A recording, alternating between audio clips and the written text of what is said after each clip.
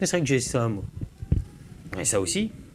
Attends, je suis abonné à combien de trucs? Bonjour à tous et bienvenue dans Le Saviez-vous. Aujourd'hui, je m'adresse à ceux qui, comme moi, ont l'habitude de souscrire à beaucoup de chaînes et beaucoup de services SVOD. Je vais vous aider à vous y retrouver plus facilement. En effet, il y a pas mal de choix dans les offres free, en termes notamment d'options, que ce soit des chaînes ou des plateformes, et parfois ça peut être un peu difficile de s'y retrouver. On n'a pas forcément envie de faire toute la zap list pour savoir à quoi on a droit ou pas. Ça tombe bien, il y a deux méthodes pour retrouver un petit peu la liste de tous vos abonnements complémentaires sur la Freebox. On va voir ça ensemble. D'abord sur navigateur. Donc pas de surprise, il faut se rendre sur l'espace abonné, aller dans télévision et consulter la liste de mes abonnements TV.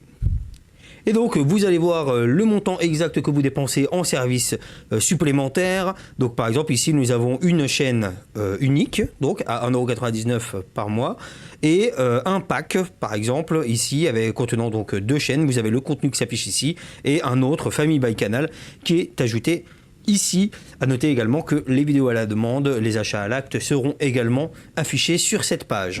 Mais si vous n'avez pas envie d'aller jusqu'à votre ordinateur et que vous êtes bien posé dans votre canapé devant votre Freebox, vous inquiétez pas, j'ai la solution pour vous. Alors ici on va prendre l'exemple de la Freebox Pop puisque c'est possible de retrouver la liste de vos abonnements directement sur l'interface Oki de l'opérateur. C'est également le cas sur les différentes Freebox. Là on va voir cet exemple ensemble. Donc il suffit pour cela de vous rendre un petit peu plus haut pour retrouver les réglages, juste ici.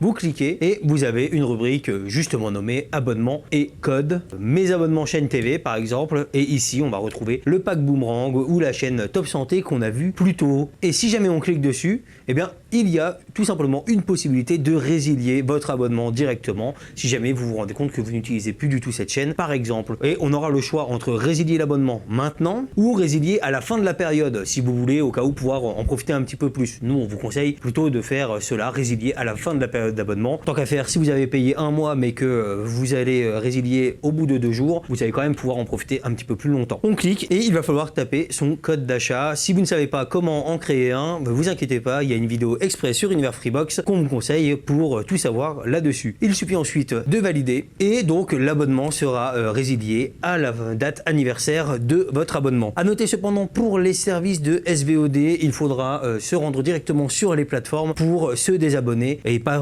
forcément se rendre sur la Freebox directement. Et voilà, c'est la fin pour cette vidéo. On espère qu'elle vous aura plu. Si c'est le cas, n'hésitez pas à liker, partager et commenter pour nous proposer par exemple d'autres sujets. En attendant, si vous voulez voir plus de vidéos sur Free et les télécoms, n'hésitez pas à vous abonner à la chaîne YouTube Univers Freebox et à activer la cloche. Et retrouvez-nous tous les jours sur universfreebox.com. Ciao!